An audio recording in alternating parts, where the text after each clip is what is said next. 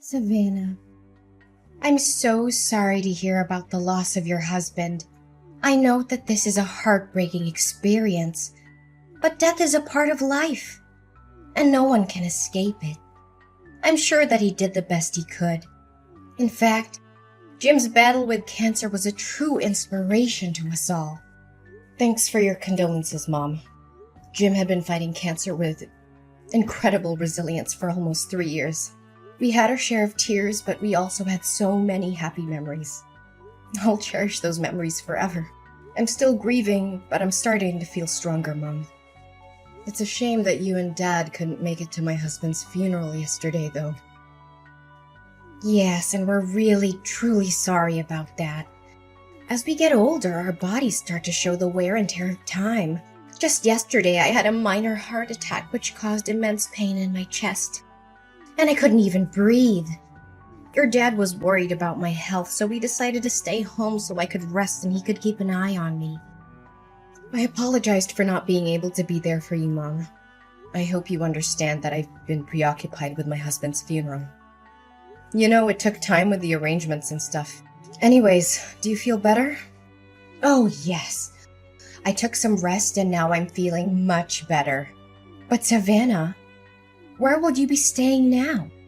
I heard that you sold all of your valuables and even your house to take care of your husband's treatment costs, huh?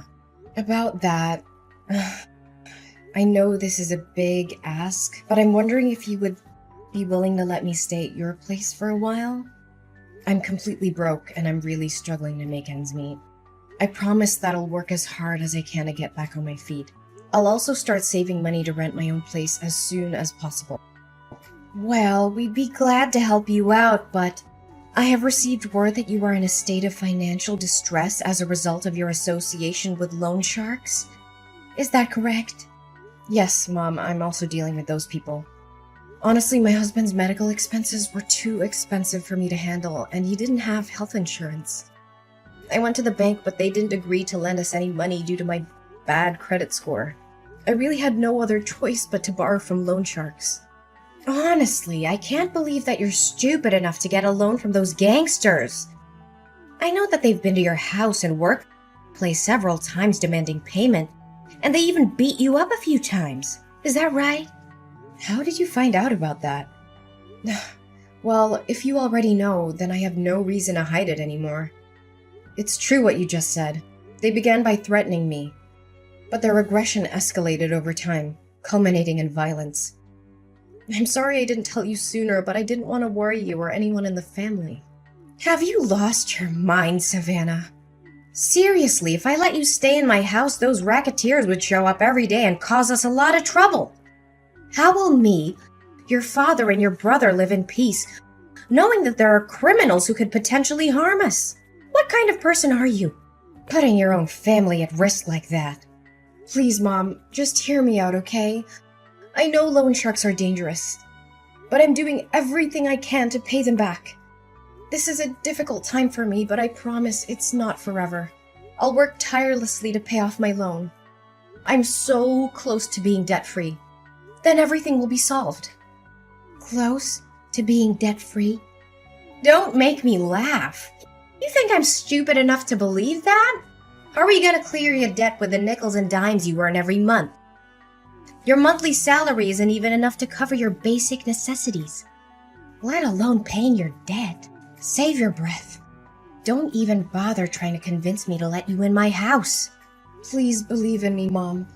I'm working 2 jobs and I'm cutting back on all my expenses. It'll be a matter of time until our family ends up broke because of your stupid debt. Look, I know for a fact that if I ever let you set foot in my house, you're gonna come crawling to me, begging for help with your financial issues. Or even worse, you're probably gonna rip off all of me and your dad's money. Mom, I know you're angry with me, but I'm begging you to have some sympathy for Joey. She's your granddaughter and she's only 6 years old. If we don't have a place to live, we'll be on the streets. For real. Can you imagine your only granddaughter living on the streets? Stop whining and complaining. I'm not falling for your trap by mentioning Joey.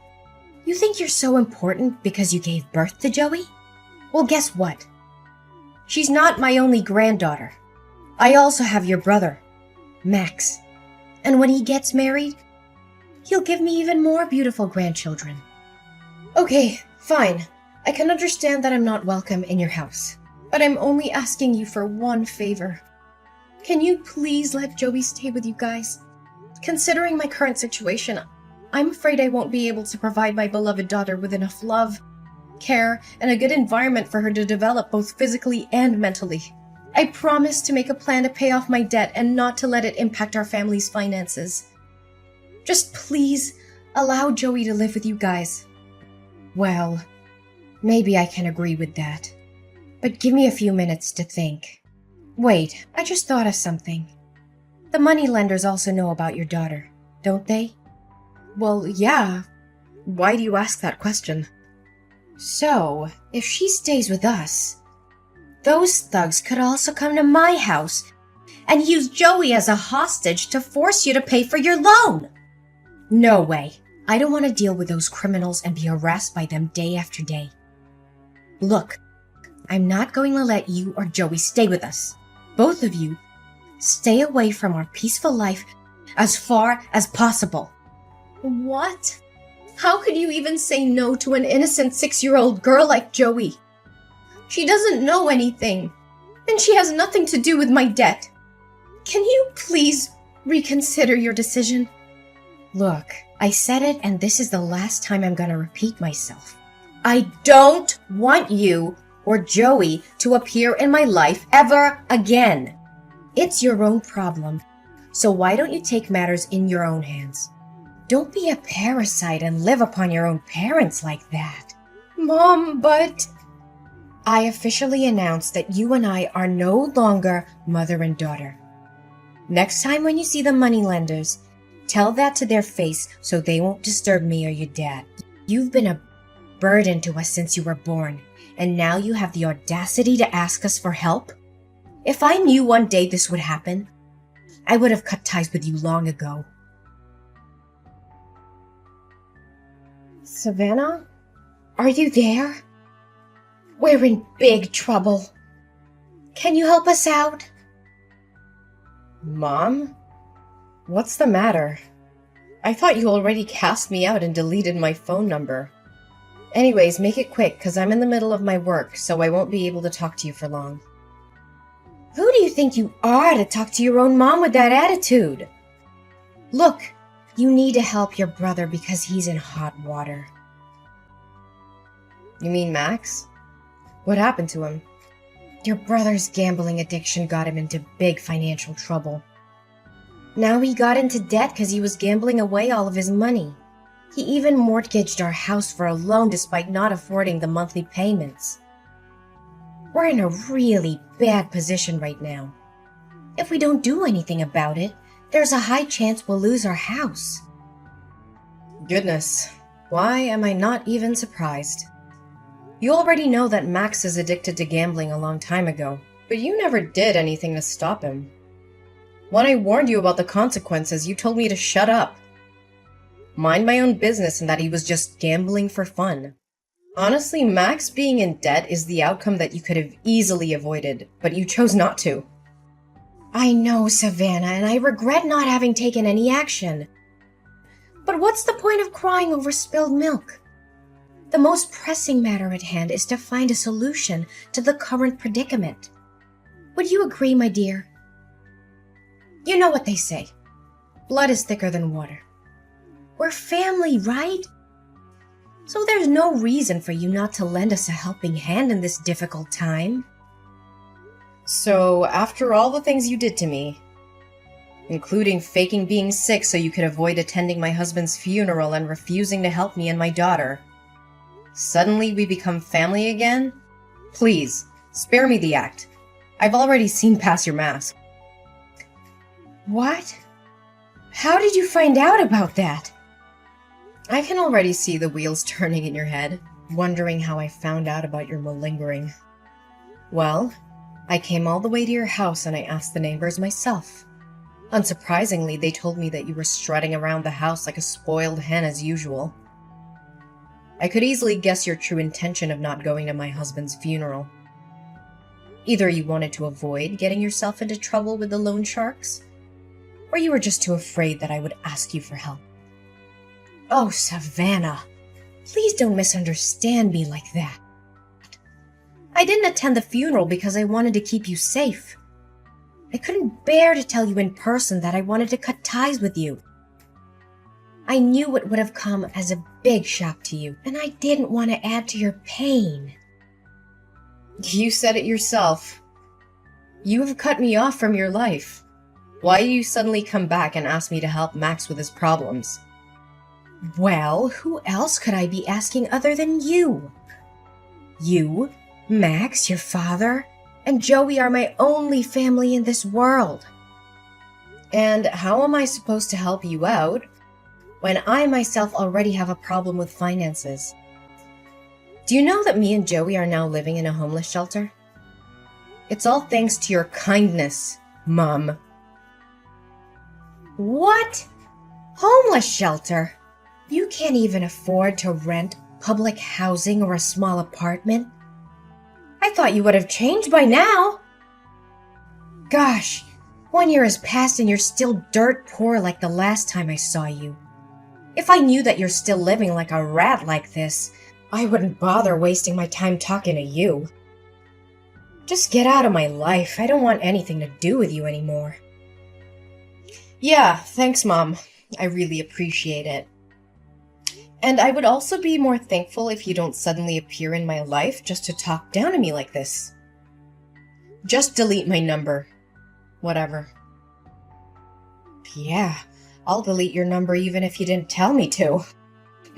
Gosh, if anyone finds out that I have a homeless daughter like you, I'd be so embarrassed that I could sink through the floor. Hey, Savannah, can you explain something to me? You again? I thought you already removed my number from your phone.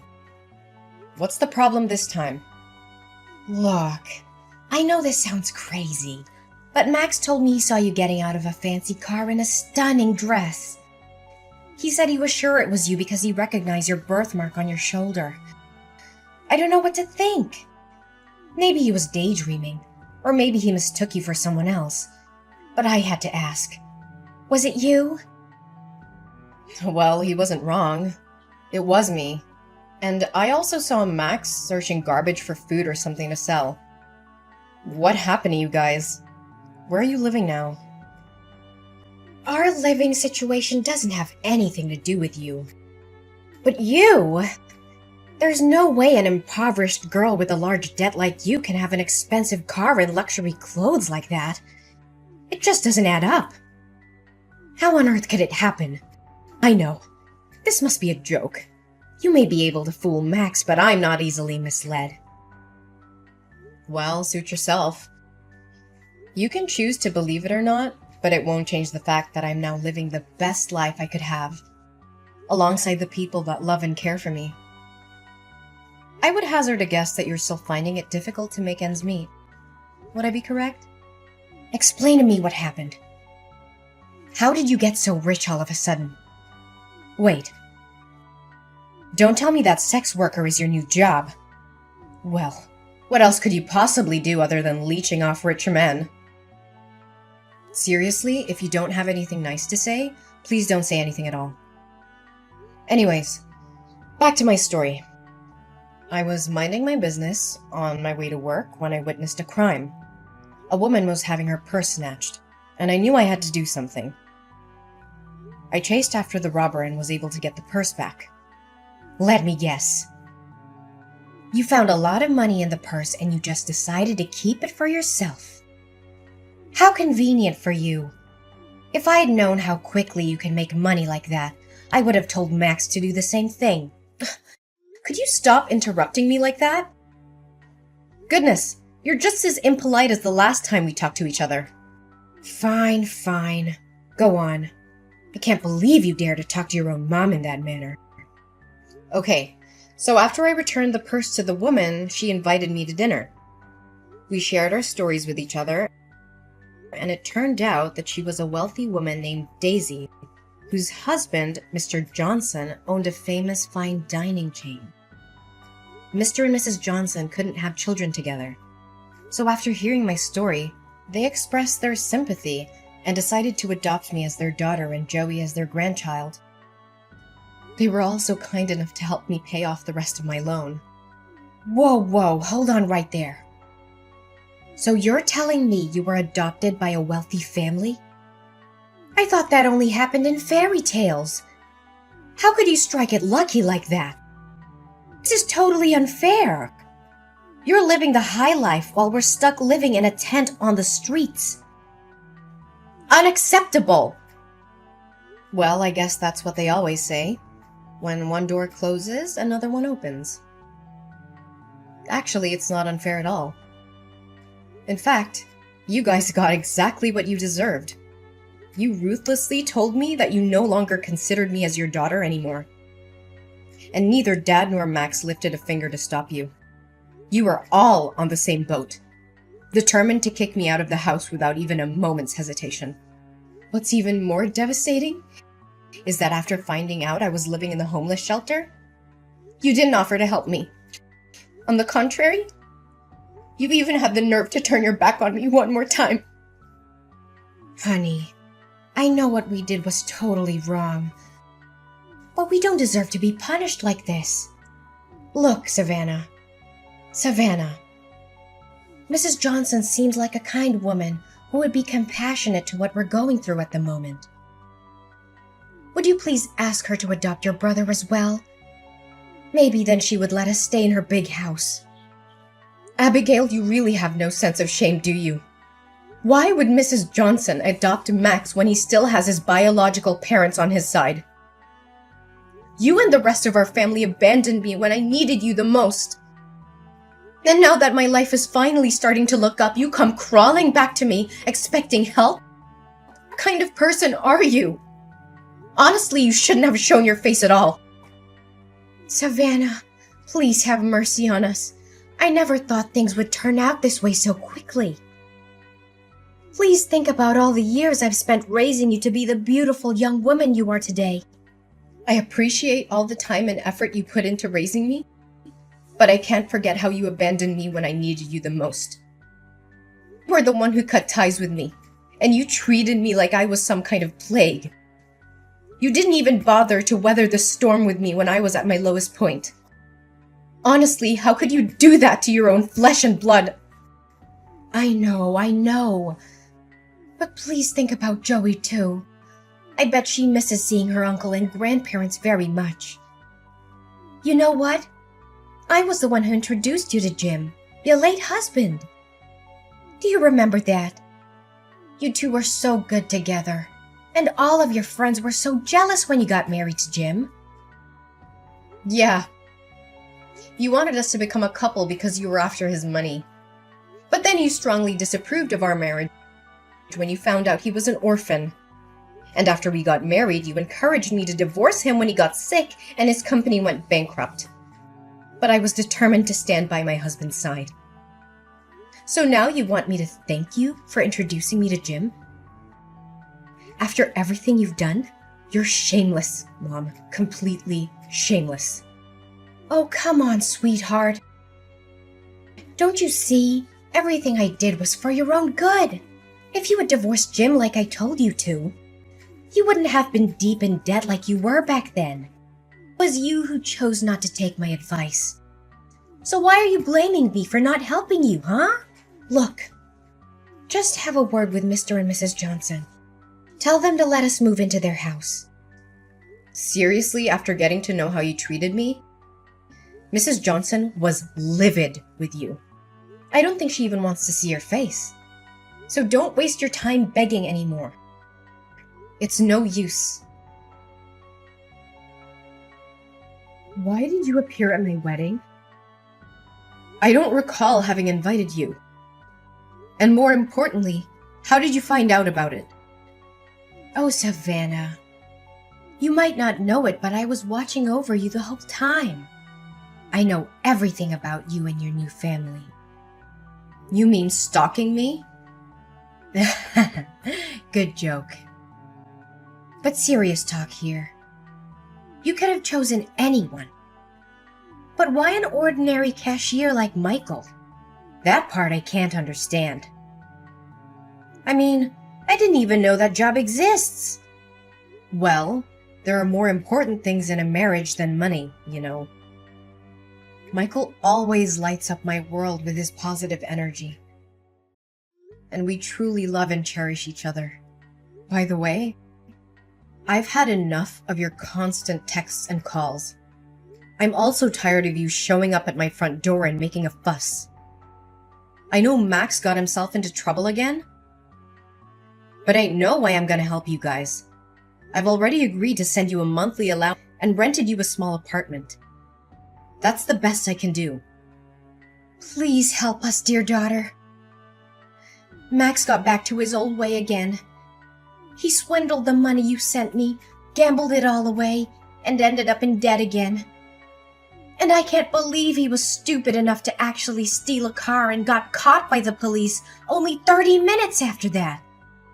Now the victim demands $50,000 for restitution, or else your brother will be sentenced to 5 years in prison. Please do something about it, Savannah. I know you told me about that, but this time I'm not gonna help you anymore. It's all your fault that he became like this. You didn't do or say anything to stop him, and you tolerated each and every one of his crimes. Now it's time for him to man up and take responsibility for his action. Please, honey. You know Max is my precious son. I can't stand seeing him being locked up in jail like that.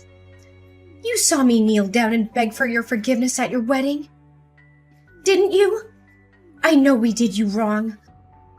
But please give us another chance. It's none of my concern. You should consider yourself lucky that I even let you sit through my whole wedding, even though you cried and made a scene the whole time.